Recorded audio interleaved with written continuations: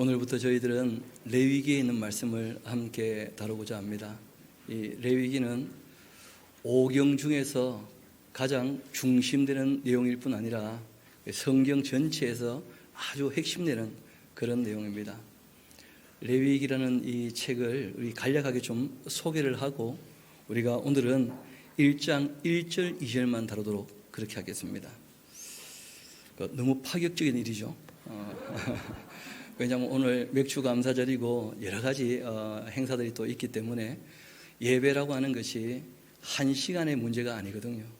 예배는 우리의 삶 전체가 다 예배가 되어야 하기 때문에 우리가 오늘 나누어 드린 것 중심으로 먼저 이 큰 그림을 좀 그려놓고 우리가 아마 다음 주일부터 그 본문 자체를 차근차근 좀 살펴볼 수 있으리라 그렇게 여겨집니다.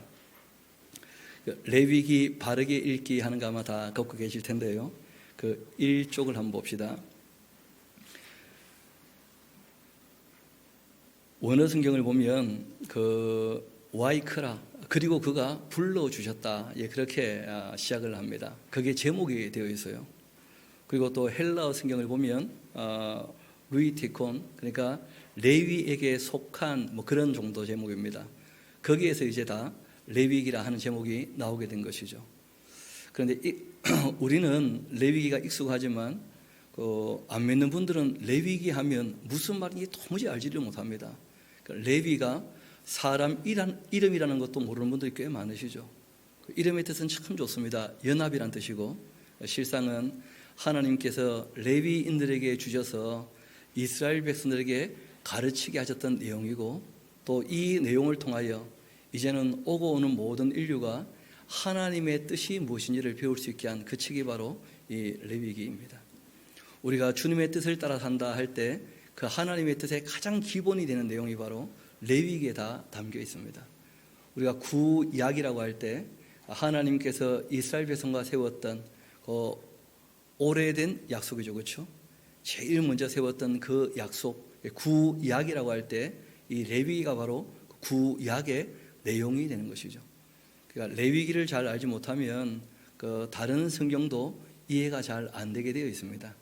왜냐하면 이후의 모든 역사는 결국 레위기에서 하나님과 맺은 그 약속을 지키느냐 지키지 않느냐, 이 내용을 가지고 이제 그 역사가 흘러가고 예언자들이 외치게 되어지거든요.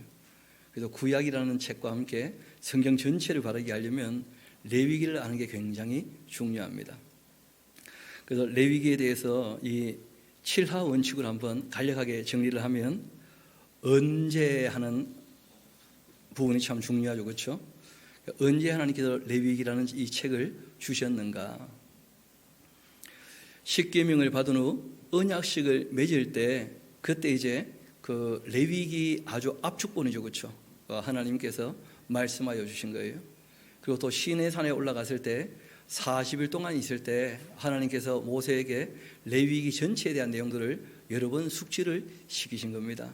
그리고는 이제는 이것이 문서로 정리가 된 것은 오늘 우리 다시 한번 1장 1절 한번 봅시다. 여호와께서 회막에서 모세를 부르시고 그에게 말씀하여 이르시되, 그렇게 해서 이 내용이 다 문서로 기록이 다 되게 된 것입니다. 그러니까 성막을 짓고 난 다음 하나님께서 너희들이 정말 나와 함께 하기를 원한다면 이 내용 그리고 또 이 약속을 반드시 너희들이 마음에 숙지하고 지켜야 한다 하고 이제 말씀을 하신 것이죠.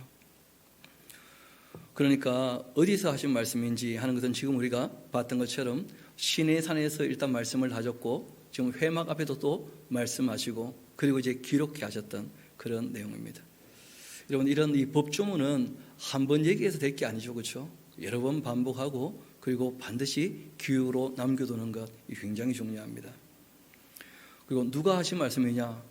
처음 나오죠. 여호와께서 그렇게 되어 있습니다. 누구에게? 1차적으로는 모세에게, 그리고 모세를 통하여 이스라엘 백성에게, 그리고 이제 이스라엘 백성들의 이 수고로 말미암아서 하나님을 알게 될 모든 사람들에게, 무엇보다 이 땅에 살아가면서 생명을 소중히 여기고 참된 평화를 바라는 사람이라면 누구든지 이 말씀을 읽어야 합니다. 왜냐하면 이 말씀을 주신 이유와 목적은 이 땅에서 생명을 얻고 평강을 누리게 하시려고 주셨던 그런 말씀이기 때문입니다. 그래서 이 말씀은 원래부터 구원을 목적으로 주신 말씀이 아닙니다.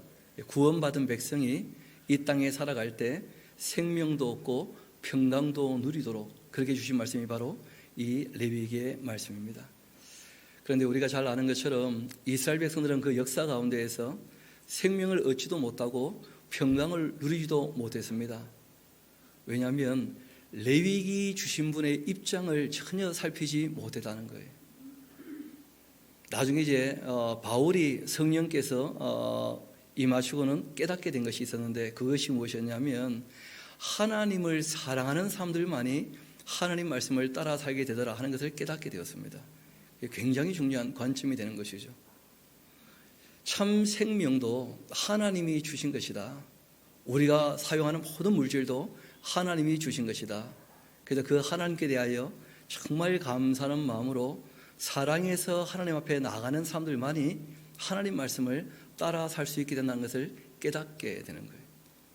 그래서 이 바울은 로마서에서 성령께서 임하신 이유는 뭐냐면 율법의 요구를 이루게 하시려고 성령께서 오셨던 것이다. 그렇게 이야기를 합니다. 로마서 8장에 그렇게 기록되어져 있고, 실제로 율법의 요구는 딴 것이 아니었고 하나님을 사랑하는 구체적인 방법과 사람을 사랑하는 구체적인 방법이 기록이 되어져 있는 것이죠. 그래서 무엇을 주셨는가? 레위기에 여러 번 이제 언급이 될 텐데, 내가 거룩하니 너희도 어떻게 하라는 거예요? 거룩하라. 이 땅에서 세상과 구별된 삶, 거룩한 삶을 살기 위하여 이 말씀을 꼭 알아야 한다 하고, 거룩하게 하는 그 말씀, 그것이 바로 율법이죠. 그것을 주신 것입니다. 어떻게 해서 주셨는가? 하나님이 누구를 부르신 거예요? 모세를 부르셔서 모세를 통해서. 왜 주셨는가? 이것도 굉장히 중요합니다. 우리가 출애굽기에서 이미 정리한 내용이기도 합니다마는 하나님의 소유가 되어서 제사장 나라 역할을 감당하며 거룩한 백성이 되게 하시려고 이 말씀을 주셨다는 거예요. 왜 주셨는가? 그리고 무엇보다 이 말씀을 하신 이유는 이 말씀에 순종하면 누구 편에 서 있는 겁니까? 하나님 편에. 이 말씀을 무시하면 누구를 무시하는 겁니까? 하나님. 실제로는 이 말씀 주신 이유가 하나님 편에 서 있는지 그렇지 않은지 이것을 이 땅에서 우리가 확인할 수 있는 거예요. 하나님 말씀을 소중히 여기며 그 말씀에 순종하느냐 그렇지 않느냐, 이걸 보게 되어지면 우리는 또 거꾸로 하나님을 정말 사랑하는지 그렇지 않은지 이런 것을 이제 확인하게 되는 것이죠. 그리고 파란 글자가 또 보일 겁니다. 레위기의 의미를 바르게 이해하기 위해서 주신 그 레위기를 주신 목적을 보면 하고 되어 있는데, 그 내용은 이런 것이죠. 이집트에서 이제 나왔으니까 이집트 사람들처럼 살지 마라. 우상을 섬기는 그들처럼 살아서는 안 된다. 이제 너희가 가나안 땅에 들어가게 될 텐데, 가나안 땅에 있는 그 사람들, 우상을 섬기며 자기 욕심을 따라 사는 사람들, 그들처럼 살아서는 안 된다.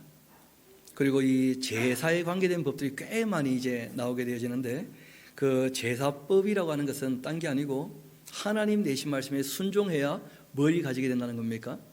만남을 가지게 된다는 거예요. 모든 제사법의 핵심은 한 가지입니다. 예수님에 대하여 이 제물과 제사를 얘기할 때 그분은 우리를 위한 뭐라는 거예요? 화목제물이라는 거예요. 속죄 자체가 목적은 아닙니다. 속죄를 하신 목적이 있습니다. 우리의 죄를 다 사해 주심으로 말미암아 우리와 하나님을 어떻게 하려고요? 만나게 하시려고, 화목해 하시려고. 죄를 사해 주신 이유도 다 거기 있는 것입니다. 그래서 본질은 화목해 하는 데 있다. 화목해, 하나님과의 만남을 위하여. 그리고 이 땅에서 정말 하나님을 섬기고 사는 사람이라면 보이지 않는 하나님을 어떻게 사랑하는가? 이 땅에서 자기를 사랑하는 것으로, 또 자기 가족을 사랑하는 것으로, 또 더불어 살아갈 때 공동체의 구성원들을 사랑하는 것으로, 그 보이는 사람들을 사랑하는 것으로 사랑을 배워서 하나님의 사랑을 알아가도록 그렇게 하신 거예요. 그러니까 실상 이 레위기에 나오는 그 크게 네 가지의 윤리라 얘기할 수도 있는데 실상은 사랑하는 방법이죠. 하나님을 사랑하는 법, 그 다음에 생명을 사랑하는 법, 그리고 가족을 사랑하는 법, 그리고 사람들, 실제로 이 사회의 구성원에서 내가 어떻게 책임지며 사랑하며 살아갈 것인가, 그런 내용들을 우리에게 최소한의 규정으로 말씀하신 거예요. 이게 중요합니다. 여러분, 율법은 최대치를 얘기한 겁니까? 최소한의 기준입니까? 최소한의 기준. 구약은 최소한 미니멈을 얘기한 거예요.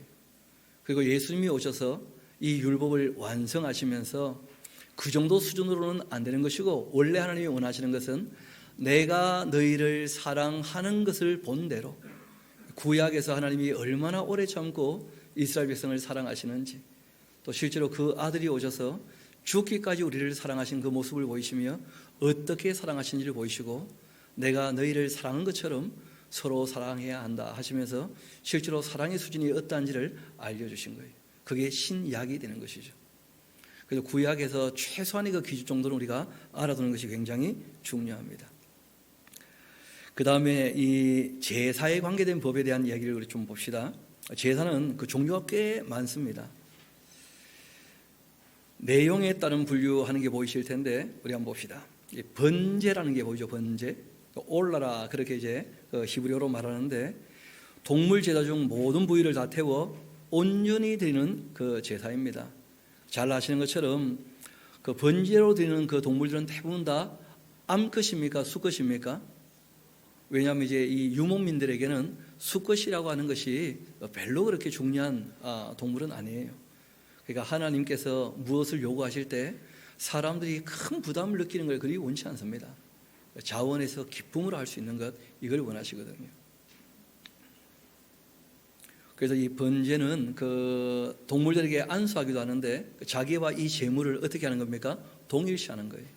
자신을 온전히 하나님께 드린다, 그런 개념들이 있는 것이죠. 그 다음에 뭐 상번제 하는 것은 뭐냐면 그 제사장이 아침 저녁으로 항상 번제한다, 그런 뜻입니다. 하나님과의 관계는 늘 이루어져 있어야 하는 것이죠. 마치 기도가 쉬지 않고 해야 되는 것처럼 하나님과 관계가 끊어지지 않도록 그렇게 부탁하신 것입니다. 이 소제하는 게 굉장히 중요합니다. 이런 원래 이 번제나 소제는 거의 비슷한 개념입니다. 동물을 태워드리면 번제가 되는 것이고, 곡식을 태우면 뭐가 됩니까? 소제가 되는 거예요. 그래서 창세기를 보면 잘 아시는 것처럼 가인은 곡식을 태웠잖아요. 그때도 민하라 하는 말을 썼어요. 아벨은 뭘 태웠습니까? 양을. 그런데 똑같이 민하란 말을 썼어요. 그러니까 율법이 오기 전에 그 제사의 본질은 뭐였냐면 민하요, 민하. 여기에서 이제 우리가 아주 중요한 개념들을 가질 수 있게 되는데, 여러분, 이 민하라고 하는 말이 그 선물 또는 예물에 대한 개념입니다. 여러분, 알고 보면 성경에 나오는 모든 제물은 곧 다 예물이 되는 거예요. 예물. 우리가 하나님 앞에 나올 때 헌금을 들고 온다, 이런 말 하지 않습니까? 근데 그 헌금이란 말이 그리 온당한 표현은 아닐 수 있다는 거예요. 하나님, 우리가 돈 드리러 오는 게 아니잖아요. 바칠 헌자에다가 그 쇠금자, 동금자를 쓰거든요. 그러니까 하나님께 돈 바치러 오는 시간이 아니라는 거예요. 예배 시간은. 실제로는 예물이라는 개념이 훨씬 좋은 개념입니다. 하나님께 나올 때 예물, 하나님이 주신 것에 대해서 감사를 표하고 고마움을 표하고 사랑을 표현한다, 그런 뜻입니다. 그래서 성경에 보면 이 헌금이란 말이 번역이 조금 우리 번역으로 이제 헌금이란 번역이 되어 있는 것인데, 그 실성은 대부분 다 이 민하의 개념이고, 그리고 좀 이따 다시 한번 보겠습니다만은 실제로 이제 이 고르반이란 말이 있습니다. 하나님께 온전히 드려진다.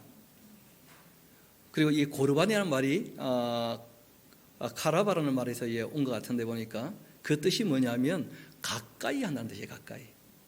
하나님께 나와서 하나님과 가까이 하기 위하여 하나님께서 주신 것의 일부를 구별해서 하나님께 들고 오는 거예요. 어떤 마음을 가지고요? 사랑해서, 너무 고마워서, 그런 의미입니다. 그래서 연보란 말은 더 이상한 말이죠. 하나님 불쌍해서 뭐 바치러 오는 게 아니잖아요. 구제의 연금하듯이 그 연보라고 하는 것은 어려운 사람을 위한 구제에 대한 개념입니다. 그래서 하나님께는 연보 바치러 오는 것도 아니고 헌금 드리러 오는 것도 아니고 실제로는 예물을 바치러 오는 거예요. 그래서 우리가 이제 이 레위기를 보시면 알겠습니다만은 굉장히 많은 이 제사에 관계된 얘기를 할 때 끊임없이 나오는 것이 예물에 대한 얘기예요. 예물. 조금 더 봅시다. 그래서 민하가 하나님 앞에 그 선물이나 예물을 들고 오는 것을 얘기하죠. 그리고 화목제 하는 것, 이 샬롬, 그 샬렘, 그 하나님께 감사해서 나시린의 소원을 하든지 또 감사한 일이 있을 때 하나님께 영광을 돌리고 이웃과 나누는 일들을 이제 하게 되어지는데, 여러분 이 제사는 지금도 여전히 남아 있다는 거예요. 우리가 오늘 찬양 예배 때 함께 다루게 될 내용이기도 합니다만은 찬양의 제사라든지 나눔의 제사는 지금 우리에게도 여전히 있는 제사예요. 그래서 제가 다시 말씀드리는데 제사의 본질은 어디에 있다고요? 화목에 있다. 화목에. 하나님과의 화목, 이웃과의 화목. 그래서 이런 제사의 본질은 구약이나 신약이나 전혀 변치 않습니다. 신약에서 똑같이 말씀을 하고 계시는 거예요. 조금 더 이어봅시다. 속죄제 하는 것은 부지 중에 죄를 지었을 때 그 속하는 제사예요. 그래서 이 속죄제라고 하는 것은 실제로는 우리 힘으로 되는 게 아니고 하나님께서 죄를 잠시 어떻게 합니까? 덮어주셔요. 그리고는 예수님이 오셔서 속죄를 완성하셔야 제가 완전히 속해지는 거예요. 그래서 예수님께서는 제사를 어떻게 했다고 우리가 믿습니까? 완성했다고 믿는 거예요. 그래서 더 이상 지금 우리는 피를 흘리는 제사를 합니까? 안 합니까? 하지 않는다는 거예요. 그리고 이제 뒷장을 한번 넘어가 보도록 합시다. 속건제라고 하는 것은 그 속죄제에 한 가지가 좀 더 붙어 있습니다. 여러분 그 죄라고 하는 것이 물질에 대하여 피해를 입혔던 죄도 있거든요. 실제로는 뭐 물질에 피해를 입히지 않은 죄도 있잖아요. 물질에 어떤 피해를 입혔다고 한다면 반드시 5분의 1을 더해서 배상을 해주고 하나님께 나오라는 거예요. 반드시 배상을 해주고. 그래서 하나님이나 다른 사람의 재산에 대하여 우리가 침해를 했을 때는 여러분 하나님께 나오기 전에 반드시 어떻게 됩니까? 화해하고 사과하고 다 배상하고 그리고 하나님께 나오라는 거예요. 신약에서 예수님도 똑같이 그렇게 말씀을 하시지 않습니까? 재판장 앞에 가기 전에 먼저 다 어떻게 하라고요? 화해하고 그리고 주님께 나와서 예물도 드릴 수 있다. 그렇게 예수님은 가르치고 계십니다. 그리고 서원제라고 하는 것은 뭐 조금 복잡하긴 합니다만은 그 실상은 자기에게 어떤 소원이 있거나 아니면 하나님께 감사해서 자신을 드리거나 공식적으로 모든 사람에게 나는 주님께 드려진 사람입니다. 그렇게 이제 하게 될 때 그때 서원제를 하게 되어집니다. 그리고 무엇보다 서원하고 난 다음 이루어졌을 때 어떤 소원에 대하여 약속이 하나님 쪽에서 이루어지셨다면 나도 이제 하나님께 소원을 어떻게 하는 거예요? 갚는다. 뭐 그런 개념도 있는 거예요. 그런 제사가 있고 위임제라는 게 참 재미있죠. 우리가 지난 시간 그 에봇이라는 것을 보시면 좀 이해가 될 거예요. 에봇을 보면 보석을 다 깎아서 어떻게 하고 있습니까? 물린다. 그런 말이 있지 않습니까? 위임제라고 하는 말이 원래 깎아서 물린다 그런 뜻이에요. 밀루라고 하는 말이. 그래서 하나님 앞에서 특별히 부름을 받아서 이제 사역을 하는 사람들은 그 깎아 물린 이 보석처럼 그렇게 하나님이 맡기신 모든 사람을 소중히 여겨야 한다. 에봇이라는 개념이 바로 그런 개념이거든요. 그리고 수은제는 말 그대로 은혜를 베푸신 것에 관해서 감사하면 그 수은제, 은혜 주셨다 그런 것이죠. 그 낙헌제라고 하는 것은 이 땅 살아갈 때 우리에게 필요한 것들을 허락하신 것 중에 성이라든지 집이라든지 그런 이제 하드웨어가 잘 갖춰지면 거기에 대하여 이것이 하나님이 주신 지혜와 하나님이 주신 능력으로 이루어진 것입니다 하고 그것을 하나님께 맡기고 하나님께 바치는 거예요. 그러면 누가 지키고 보호해 주십니까? 하나님의 것이니까 하나님께서. 그래서 낙헌식을 해요. 또는 뭐 봉헌식이라 그렇게 우리가 할 수도 있는 것이죠. 뒤에 보면 낙헌도 하고 뭐도 합니까? 봉헌도 하고 헌신하고 하나님께 정말 다 바치는 것입니다. 그 다음에 이제 중요한 것이 희생이죠. 희생. 그 제바그라가 되어 있는데 여기서 이 고르반이란 말도 나오게 되었고 좀 전에 말씀드렸던 예물이라 하는 개념도 다 여기서 나오게 된 것입니다. 그 아까 말씀드렸던 이 고르반 하는 말이 카라브라는 말에서 나오게 되었는데 이 말은 무엇이라고요? 가까이 다가간다 그런 뜻이에요. 누군가를 위해 자신이 대신하여 희생한다 그런 의미이기도 한데 그 희생은 하나님께 다가가는 것이다 그런 것입니다. 그리고 이제 예수님을 제물로 표현했을 때 하는 말씀이 몇 가지 기록되어 있는데 제일 먼저가 뭐라는 거예요? 화목 제물이다. 그러니까 하나님께 가까이 나아가려면 우리에게는 뭐가 필요하다는 거예요? 예수님의 희생이 꼭 필요하게 되었다는 거예요. 예수님이 제물이 되셔서.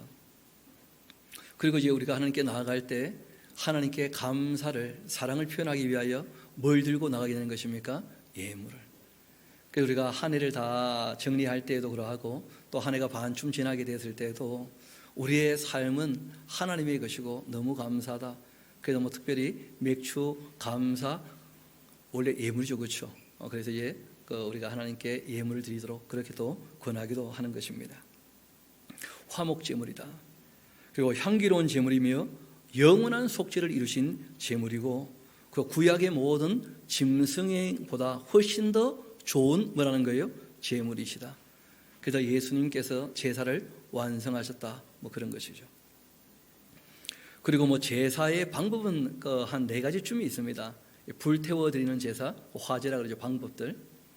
그리고 이제 그 관제, 액체를 이렇게 부어서 드리는 제사가 있어요. 포도주나 기름이나 이런 것들을 부어서 드리는 제사. 그 다음에 요제하는 제사가 있습니다. 그는 이제 흔들어서 하나님께 바치는 것인데 흔들고 난 다음에는 하나님께서 그 흔든 사람에게 돌려주셔요. 이 요제의 특성입니다. 그래서 그 제사장이 이제 뭐 짐승의 다리나 고기 덩어리를 흔들었다면 그 사람에게 그것을 선물로 주셔요. 하나님께서. 그러니까 제사장을 또 레위 사람들을 하나님께 이스라엘 백성이 흔들어 바치거든요. 그리고는 하나님께서 그들을 이스라엘 백성들에게 선물로 주신 거예요. 그들은 원래 내 건데 너희를 위하여 뭐 할 거라는 거예요? 봉사할 거라는 거예요. 봉사. 여러분 그래서 이 제사라고 하는 것이 발전하게 되어집니다. 그 말씀드렸죠. 제물도 예수님으로 이제 완성이 되었고 제사라는 것도 이제 완성이 된 거예요. 완성.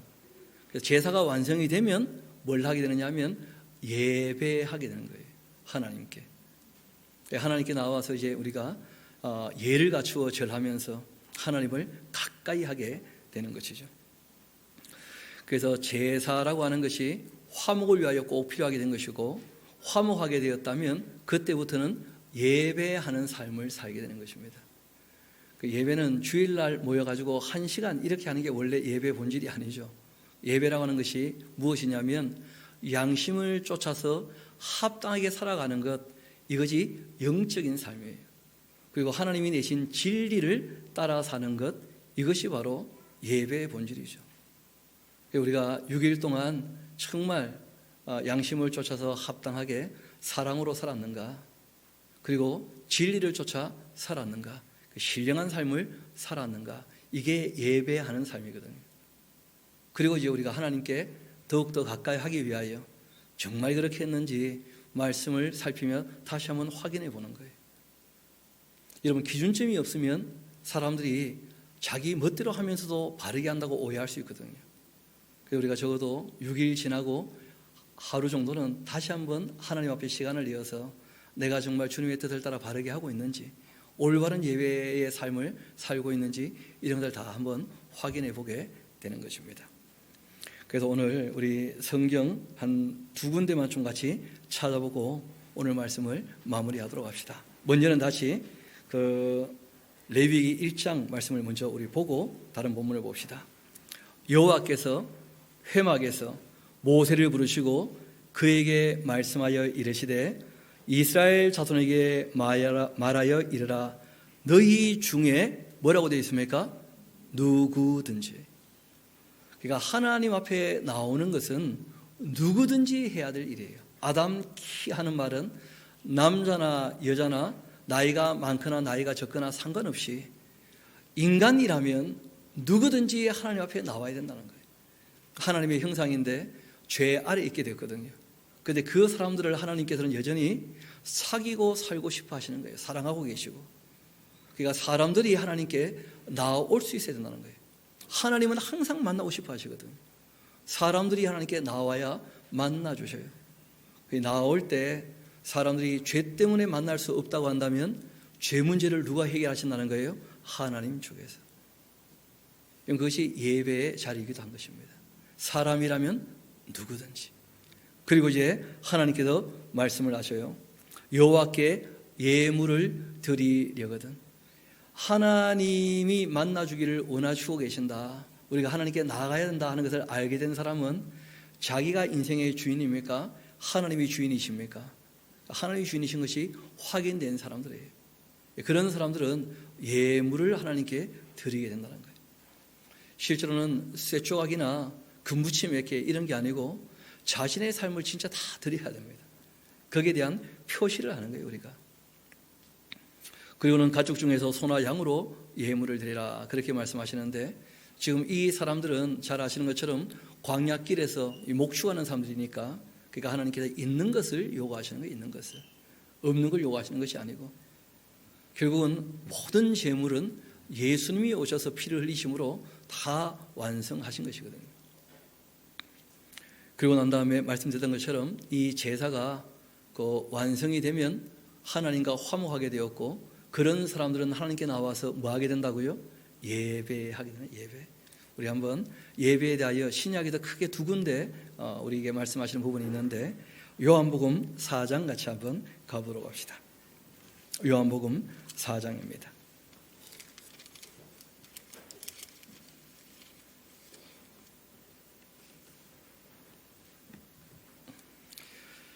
요한복음 4장 21절부터 제가 한번 읽어드리겠습니다. 예수께서 이르시되 여자여 내 말을 믿으라. 이 산에서도 말고 예루살렘에서도 말고 너희가 아버지께 예배할 때가 이르게 된다. 예배는 장소보다 훨씬 더 중요한 게 있다는 거예요. 너희는 알지 못하는 것을 예배하고 있구나. 우리는 아는 것을 예배하노니 이는 구원이 유대인에게서, 구약에 예언된 그대로 그 유다지파 다윗 자손으로 누가 오시는 거예요? 예수님께서. 그래서 이제 그분이 오셨다는 거 아닙니까? 예수님께서. 그래서 말씀하시기를 아버지께 참되게 예배하는 자들은 영과 진리로, 그렇게 되어 있죠. 그렇죠? 이때 이 영이 성령님이요, 성령님. 그러니까 성령님은 진리의 영이시면서 우리에게 하나님의 사랑을 깨닫게 하시는 분이셔요. 예수님이 하셨던 모든 말씀과 모든 일들을 기억나게 하시는 분이 누구십니까? 성령님이셔요. 예수님께서 하신 것이 무엇입니까? 아버지 하나님께서 세상을 이처럼 사랑하사 누구를 보내신 거예요? 예수님을. 그 사건이 있었던 것은 예수님 당대에 있었던 것이고, 그 사건을 깨닫게 하시고 하나님의 사랑을 알게 하시는 분은 누구시라는 거예요? 성령님. 그래서 영과 진리로 예배할 때가 오나니, 그렇게 말씀하신 거예요. 그러니까 하나님을 사랑하며 진리를 따라 사는 삶이 곧 뭐라는 거예요? 그게 예배라는 거예요. 곧 이때라. 아버지께서는 자기에게 이렇게 예배하는 자들을 찾고 계신다. 하나님도 영이십니다. 그렇죠? 예배하는 자가 그렇게 영과 진리로 예배할지니라. 그리고 예수님께서 자신의 정체를 밝히신 거예요. 여자가 이르되 메시아고 그리스도라 하는 이가 오실 줄 내가 알고 있는데 그가 오시면 그 모든 것, 하나님께 예배하는 것이 무엇인지를 우리에게 알려주실 겁니다. 예수께서 말씀하십니다. 너에게 말하고 있는 내가 곧 누구라는 거예요? 바로 그다. 약속한 메시아다. 나를 통하여 아버지의 그 사랑과 하나님께서 주시는 진리를 다 알게 되는 것이다 하고 말씀하신 것입니다. 그래서 이 바울은 예배에 대하여 다시 한번 이렇게 정리를 하죠. 우리 로마서 12장 같이 한번 봅시다. 로마서 12장입니다.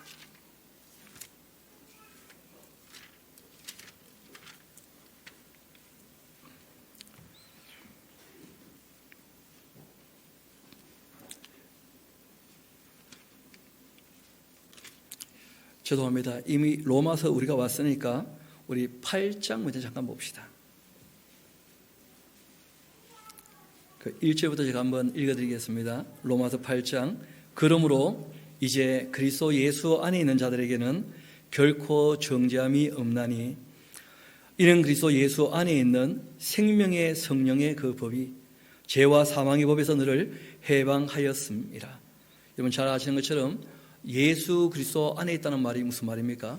예수님이 우리에게 주신 계명을 따라 사는 게 바로 그 안에 있는 거예요. 그러니까 예수님께서 하신 말씀을 깨닫게 되는 것은 누가 도우시기 때문입니까? 성령님께서. 그래서 예수 그리스도 안에 있는 생명의 성령의 법이에요. 그러니까 예수님의 그 계명의 말씀, 완성한 그 율법을 따르지 않는다면 성령님도 어떻게 역사할 수 있는 방법이 없는 것이죠. 도울 수도 없는 것이고. 이어봅시다. 율법이 육신으로 말미암아 연약하여 할 수 없는 그것을 하나님은 하시는데 곧 죄로 말미암아 자기 아들을 죄 있는 육신의 모양으로 보내어 육신의 죄를 정하사 이제 육신을 따르지 않고, 그러니까 자기를 위하여 살지 않고 자기 욕심대로 살지 않고, 그런 뜻이죠. 육신을 따라 살지 않고 그 영을 따라 행하는 우리에게 무엇을 이루게 하신다고요? 율법의 요구가 이루어지게. 성령께서 왜 오셨다고요? 율법의 요구를 이루시려고. 그래서 서두에 말씀드렸던 것처럼 율법의 요구는 하나님 사랑과 이웃 사랑이에요. 성령께서 오셔서 하나님의 사랑을 깨닫게 하셔서 하나님의 사랑을 깨닫고 알게 되어서 그 사랑에 감동된 사람들만이 변화되어집니다. 그 은혜에 감사하는 사람들만이 변화가 된다는 거예요. 주님께서 주신 그 진리를 받아들이는 사람들만이 변화된다는 거예요. 성령님으로 말미암아. 그게 거듭나는 것이죠.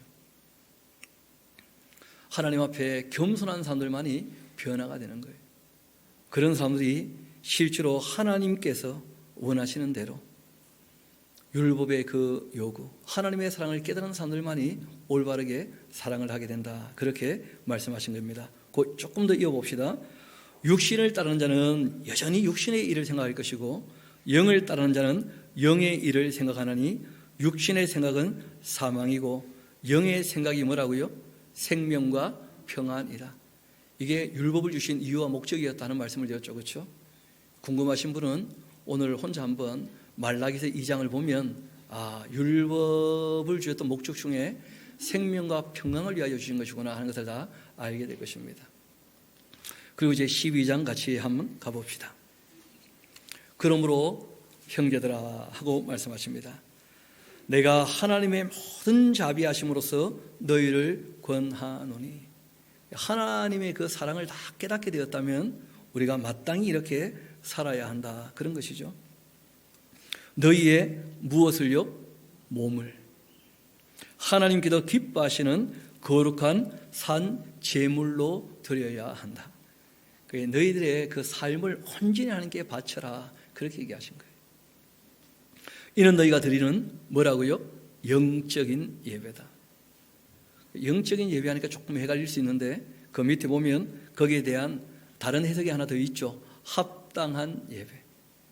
그러니까 양심을 쫓아서 진리를 따라서 합당하게 살아가는 것, 이것이 진짜 예배라는 거예요. 너희의 몸으로서. 우리 2절은 같이 한번 읽어봅시다. 그 합당한 예배, 예배자의 삶이 무엇인가? 2절 같이 한번 읽어봅시다. 시작.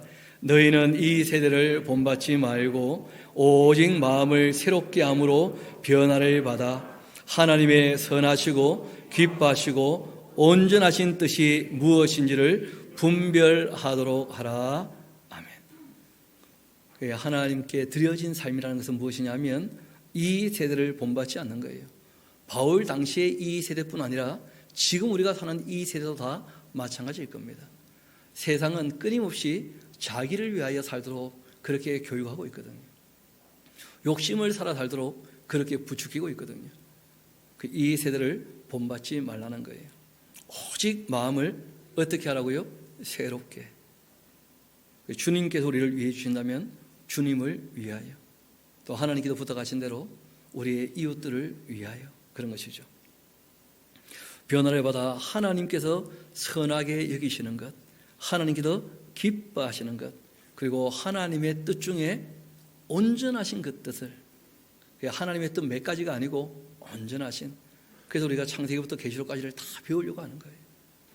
온전하신 뜻을 우리가 분명히 분별해서 그 말씀을 따라 살도록 부탁하신 겁니다. 여러분, 그래서 이 예배라고 하는 것을 영어로 보면 조금 재미있는 표현이 나와요. 영어로 예배를 뭐라고 합니까? 서비스란 말 하지 않습니까? 그렇죠? 예배라는 것이 곧 뭐냐면 봉사자의 삶이라는 거예요.